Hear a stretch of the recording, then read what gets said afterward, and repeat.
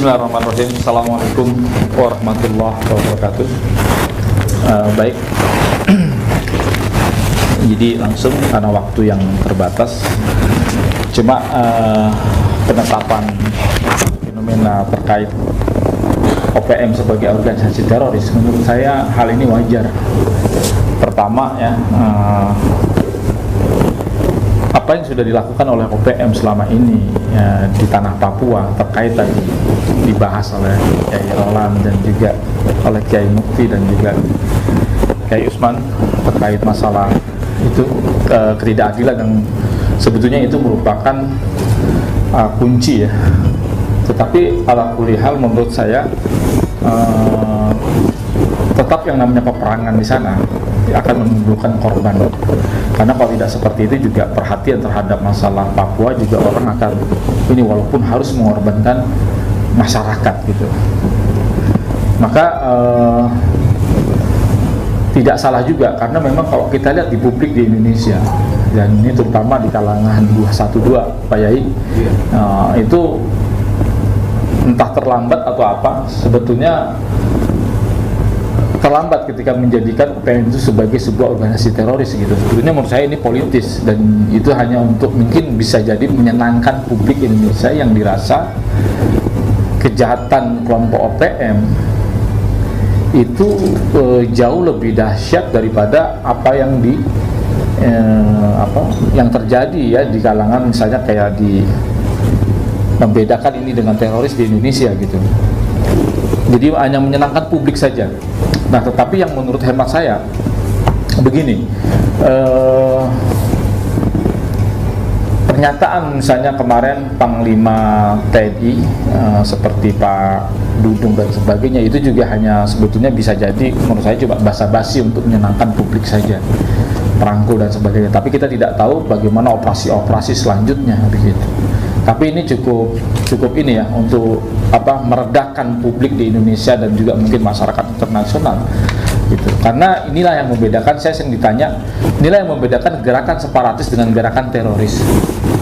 Kalau gerakan separatis itu pasti ada ending politiknya, deal-deal politiknya pasti ada. Kita lihat bagaimana tahun 2002 pemerintah Indonesia juga pernah ingin mendaftarkan ya, bahkan sudah mendaftarkan ya ketika peristiwa respon terhadap 911 itu kelompok GAM juga didaftarkan sebagai organisasi teroris, karena ada keuntungan ketika mendaftarkan GAM sebagai organisasi teroris, karena dia sudah terakhir DPR juga, gedung DPR sudah dibom, kemudian bandara juga sudah dibom.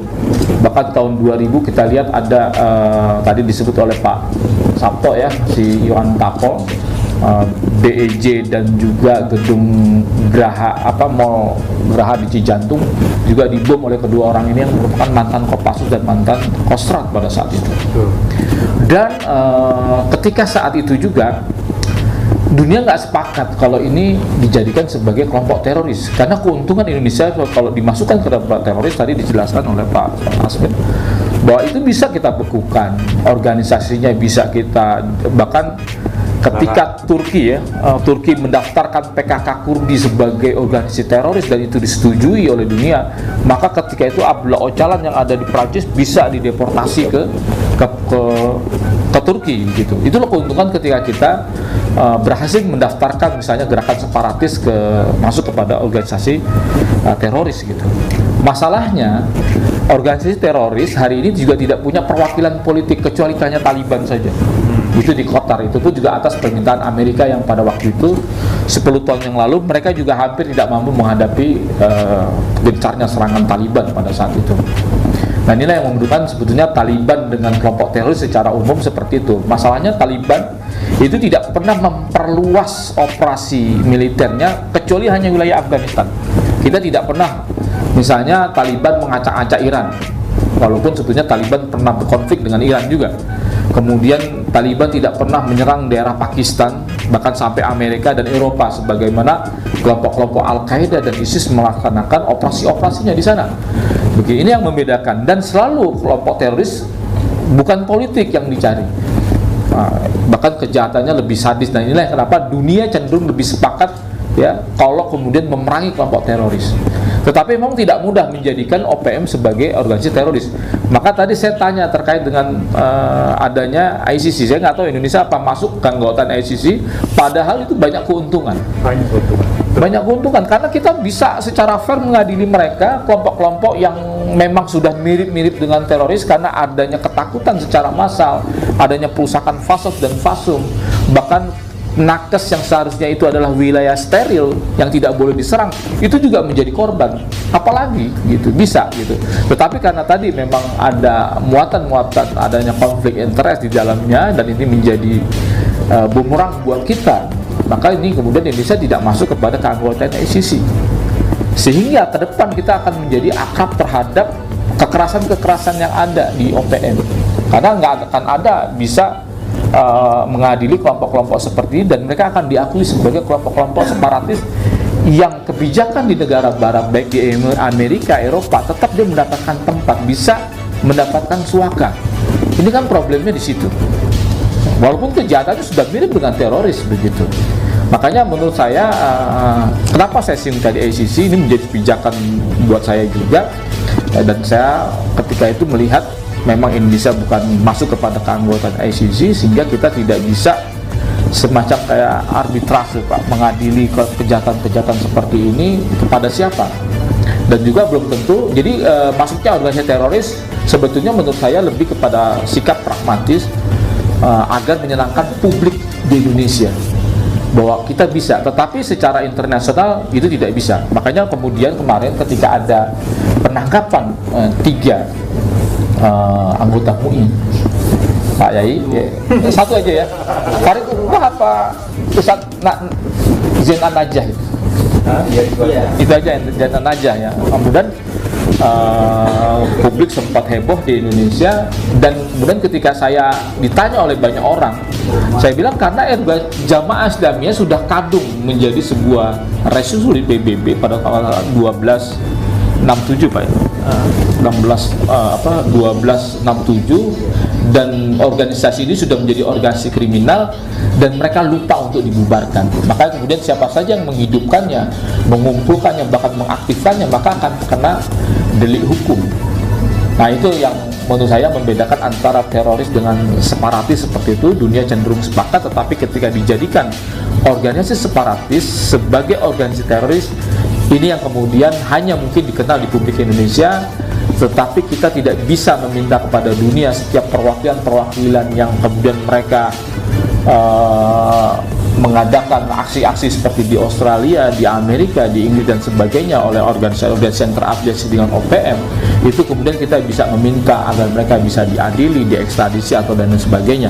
Itu, dan mudah-mudahan menurut saya penyelesaiannya tetap seperti yang kita lihat di gerakan Aceh Merdeka, ya tetap deal-deal politik yang akhirnya juga akan menjadi, mudah-mudahan menjadi ending terakhir daripada aksi separatis yang ada di Papua. Ini mungkin tanggapan saya, mungkin kita lebih cenderung kepada tanya jawab. Pada moderator, izin sebelumnya pada mengakunya di sini, saya perwakilan dari mahasiswa. Di sini saya sedikit menyoroti mengenai penetapan OPM atau KKP sebagai organisasi teroris yang mengacu pada Undang-Undang Nomor 5 Tahun 2018. Artinya di sini ke depan pemerintah itu akan melakukan langkah-langkah yang diambil pemerintah, yaitu dalam hal ini adalah aparat keamanan. Mereka dapat menangkap siapa saja yang dicurigai apabila ada suatu tindakan kriminal yang akan dilakukan. Dalam proses kehidupan bermasyarakat, khususnya di Papua, otomatis kondisi seperti ini menjadi kondisi yang menegangkan. Tadi disampaikan juga oleh Pak Sabto bagaimana tahun berapa dia di Timur merasakan posisi ketegangan seperti itu.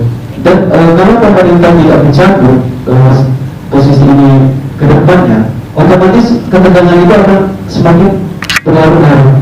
Bagaimana hal yang baik yang bisa kita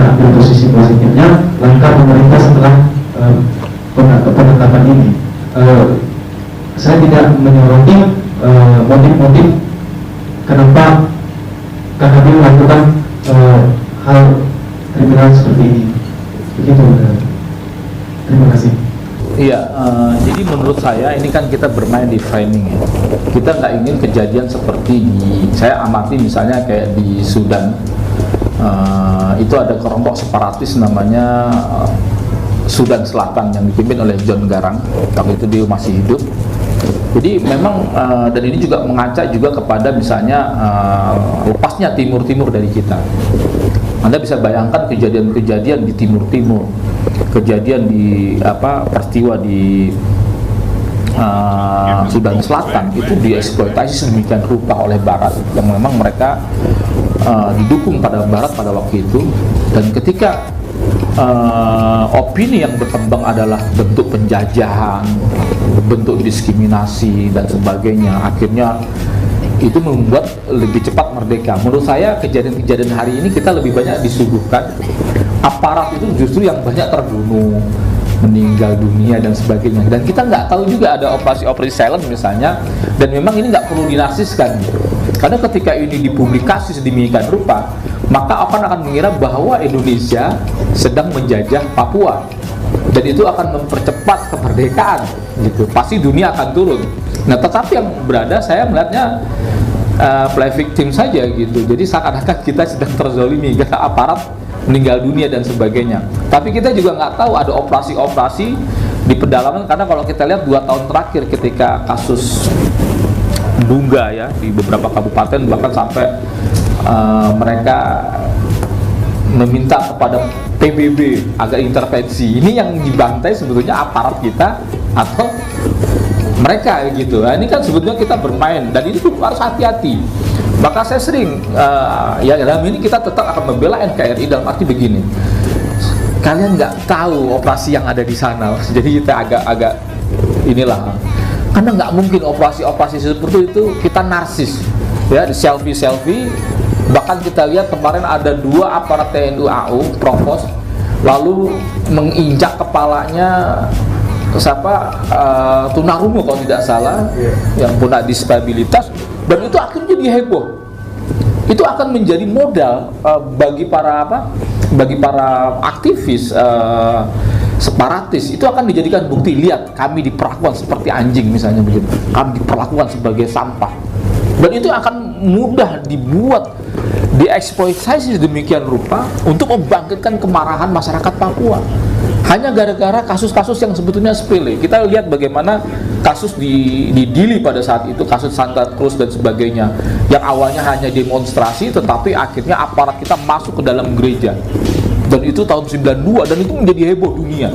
Dan ketika itulah Indonesia terus-terusan dihajar, apalagi ada Krismon dan sebagainya. Ini akan melemahkan perpolitikan Indonesia, dan kemudian merdekalah yang namanya Timur. Demikian ketika kita tidak bisa memanfaatkan situasi. Dan makanya saya minta kepada publik di Indonesia itu juga nggak usah kebanyakan kokean cangkem lah, kalau ibarat orang Jawa bilang gitu kasarnya.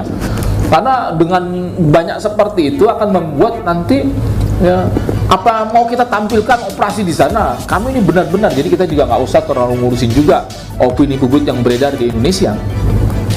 Ketimbang kita harus karena ini merupakan operasi militer dan sebagainya ya tentu banyak kritikan juga oleh Amnesty International, HAM dan sebagainya. Tetapi saya rasa ada istilah dalam pepatah bahasa Arab itu al-harbu qut'ah.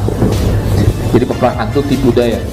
Aduh, kalau kata Rasulullah al-harbu ra'i wal makidah. Peperangan itu adalah sifatnya istihad dan juga tipu daya. Jadi memang pintar-pintar kita bermain di frame-frame seperti itu.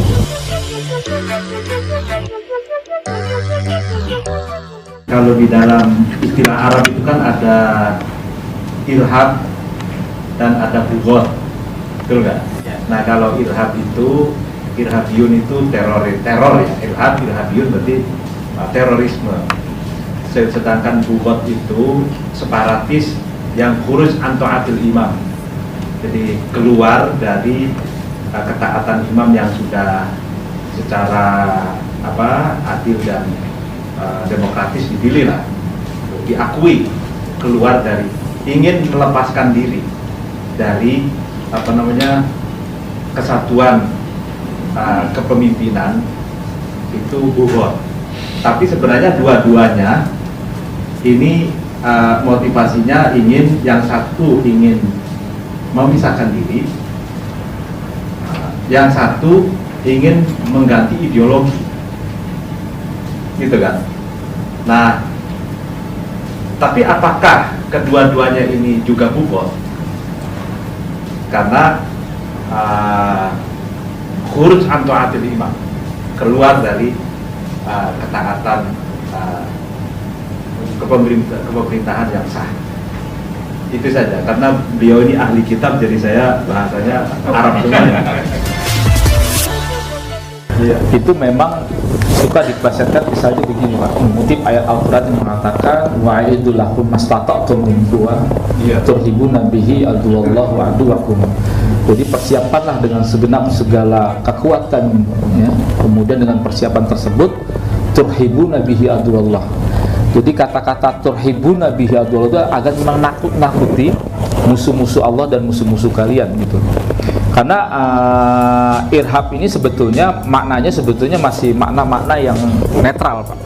Ketika itu dimaknai misalnya dalam terminologi kelompok-kelompok para jihadis, sah-sah saja kita memberikan membuat gentar musuh-musuh Allah. Misalnya gini Pak, adanya patroli kepolisian itu akan membuat irhab kepada para penjahat untuk melakukan sebuah kejahatan.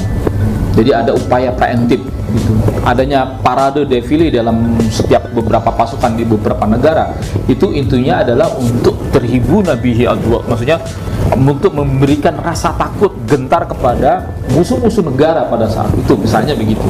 Jadi sampai kemudian ada lagu yang biasa Syekh Osamah nyanyikan itu misalnya Irhabuna Mahmud, misalnya jadi teroris kami ini adalah teroris yang mulia, ya, gitu. Karena apa? Karena menggentarkan musuh-musuh Allah. Itu terminologi yang kami pakai pada saat itu, saat kami masih bergabung dengan kelompok-kelompok seperti itu. Lalu yang kedua, ada sitanya pemberontak atau bugat dan sebagainya, gitu. Maka pemberontak ini sebetulnya kalau yang pernah saya tahu dalam fikih Islam ada pembahasan misalnya namanya fikih taghalub. Nanti kita akan bahas lebih panjang masalah itu. Kenapa para ulama dalam fikih Islam, dalam fikul Islam, fikul ahkam, memberontak itu sah-sah saja dan dibolehkan kalau kita mempunyai kekuatan, misalnya begitu. Karena ada dalam sejarah-sejarah Islam seperti pemberontakan Abdullah bin Zubair, kemudian pemberontakan para sahabat dan sebagainya kepada pemerintahan yang sah pada saat itu. Kemudian Bunda Aisyah kepada dan Muawiyah juga, dan itu banyak dalam sejarah-sejarah seperti itu. Nah, tetapi kemudian kenapa ulama mengharamkannya? Gitu. Jadi dibolehkan secara hukum kalau memang punya kekuatan, tapi kenapa dalam hukum Islam ulama-ulama justru mengharamkannya pemberontakan? Kenapa? Karena ulama itu melihat waqi'iyat. Dia bisa melihat juga timing waktunya. Karena untuk istilahnya mereka mengetahui tentang usul darul mafasid muqaddamun ala jabil masolih. Kita ingin mengambil suatu perbuatan yang bukan haram sebetulnya, tapi masih ada sisi maslahatnya, misalnya maslahatnya masih 50-50, tetapi di saat yang sama akan menimbulkan jatuh korban daripada kaum muslimin, maka ini nggak boleh. Nah, itu kan pertimbangannya seperti itu. Makanya kemudian karena fatwa ini berubah, ya, taghyirul fatwa atau taghyirul hukmu bihasbi taghyirul zaman wal makan wal ahwan. Jadi hukum itu bisa berubah tergantung zaman, tempat dan waktu, gitu. Di saat kaum muslimin di waktu itu punya kekuatan, itu mungkin boleh-boleh saja karena mereka punya kekuatan. Tapi di saat sekarang kaum muslimin tidak punya kekuatan, maka itu akan jadi masalah. Makanya saya sangat mengapresiasi misalnya politik kebangsaan Nahdlatul Ulama ketika muktamar di Banjarmasin, kalau tidak salah di Kalimantan, lalu mengeluarkan gelar kepada Bung Karno yang namanya Waliul Amri Ad-Daruri Bisyaukah. Waliul Amri, tapi ini darurat, ya, tetapi karena mempunyai kekuatan yang itu bisa menjaga keamanan bagi bangsa dan negara, maka itu boleh, sah-sah saja gitu. Namanya ini darurat gitu kan, ada kata-kata daruri gitu. Darurat itu tujuh mahdurat kan gitu Pak Yai kan gitu. Kadang darurat itu membolehkan sesuatu yang diharamkan walaupun belum seideal-ideal mungkin gitu. Daripada dia membaiat misalnya kepada DI Darul Islam pada saat itu yang kekuatannya tanggung, yang kemudian kalau terjadi dibaiat kemudian menyebabkan kaum muslimin terpecah, bahkan akan menimbulkan peperangan yang sangat panjang. Dan itu pertimbangannya sangat berat, dan saya baru mulai paham saat itu, oh itulah kenapa ulama mengharamkan pemberontakan gitu.